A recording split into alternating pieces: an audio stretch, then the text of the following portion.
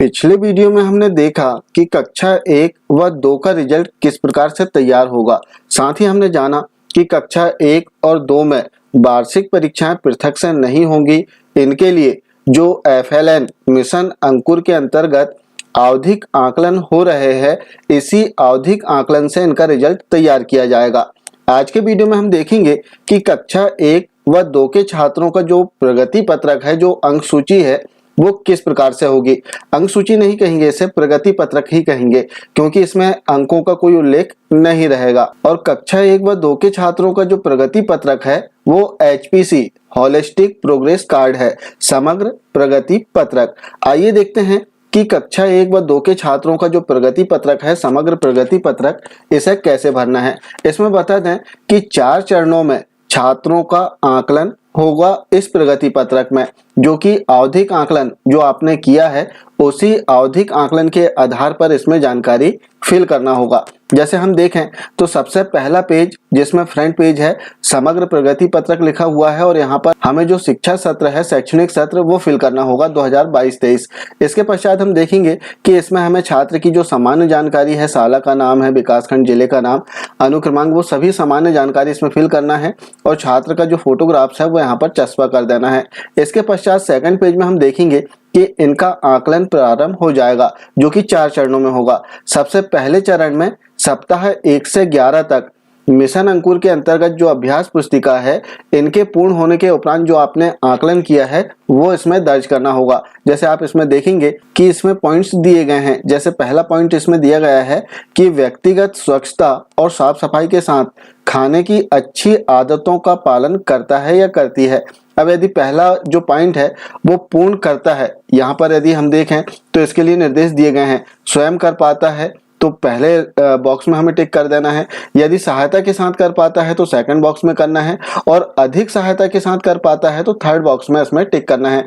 आपको इस progress card में जो समग्र प्रगति पत्रक है, इसमें केवल राइट टिक करना है बॉक्स में, और यहाँ पर पॉइंट दिए गए हैं तो आपको पॉइंट पढ़ना है और छात्र के लिए जो भी लागू हो उस बॉक्स में आपको राइट निशान कर देना है।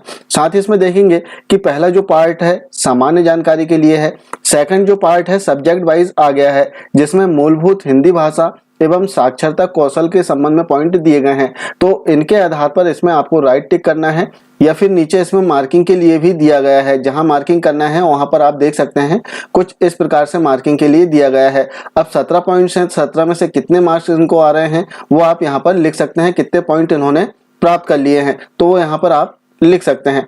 इसके बाद इसमें देखेंगे कि अगला जो दिया गया पार्ट, इसमें अंग्रेजी विषय के लिए दिया गया है, जिसमें पॉइंट दिए गए हैं, आपको पढ़ना है और जिसमें छात्र सुटेबल है, जो छात्र के लिए लागू होता है, उस बॉक्स में आपको राइट टिक कर देना है। इसी प्रकार गणित विषय के लिए भी इसमें दिया गया है, तो गणित विषय के लिए जो भी छात्र कर पाता है उस पर आपको टिक कर देना है। अब पहले चरण में हमने पूर्ण कर लिया, इसके उपरांत हमें द्वितीय चरण जो है, सेकंड चरण, जिसमें सप्ताह 13 से 17 तक जो मिशन अंकुर अंतर्गत अभ्यास पुस्तिका है, इसमें छात्रों ने अभ्यास किया है, तो इसके अंतर्गत जो भी आपने आकलन किया है वो आकलन आपको यहाँ पर राइट निशान लगाना होगा।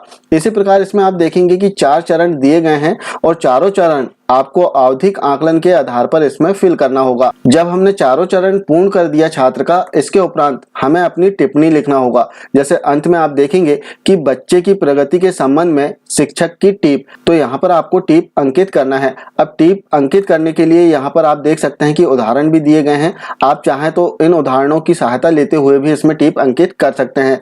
तो इस प्रकार से यदि हम देखें तो छात्रों का जो प्रगति पत्रक है कक्षा 1 व 2 के छात्रों का, वो कुछ इस प्रकार से राज्य शिक्षा केंद्र के द्वारा जारी किया गया है। साथ ही इसमें अंत में आप देखेंगे कि पालकों की टिप अंकित करने के लिए भी इसमें दिया गया है। जैसे आप देख सकते हैं, बच्चे के कौशलों में वृद्धि के संबंध में पालक की टिप। अब नीचे जो बॉक्स दिए गए हैं पॉइंट्स के सामने, इन पर राइट टिक लगाना है पालकों के टिप के आधार पर। पालकों से पूछना है तो उनकी टिप जो भी होगी तो उस आधार पर आपको यहाँ पर राइट टिक लगाना होगा। इसके पश्चात अंत में हस्ताक्षर करना है। हस्ताक्षर की यदि हम बात करें तो जो प्रधान अध्यापक हैं उनके हस्ताक्षर होंगे, कक्षा शिक्षक जो हैं उनके हस्ताक्षर होंगे और पालक के भी हस्ताक्षर दिनांक के साथ में इसमें होना है। तो इस प्रकार से जो समग्र प्रगति पत्रक है कक्षा 1 व 2 के छात्रों के लिए वो दिया गया है।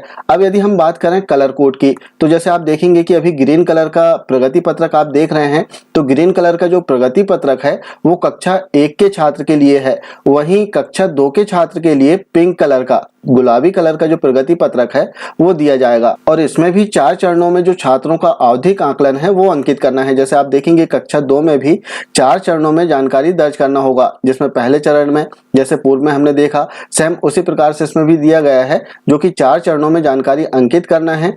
अंत में शिक्षक को अपनी टीप अंकित करना है और इसके उपरांत जो पालक हैं उन्हें भी इसमें अपनी टीप अंकित करना होगा। तो इस प्रकार से कक्षा 1 व 2 के छात्रों के लिए होलिस्टिक प्रोग्रेस कार्ड राज्य शिक्षा केंद्र के द्वारा जारी किया गया है।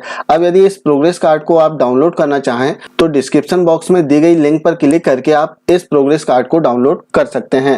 ये थी कक्षा 1 व 2 के छात्रों के प्रगति पत्रक के संबंध में एक महत्वपूर्ण जानकारी। आशा है जानकारी अच्छी लगी होगी। मिलते हैं कुछ इसी प्रकार की जानकारियों के साथ में नेक्स्ट वीडियो में। तब तक के लिए जय हिंद।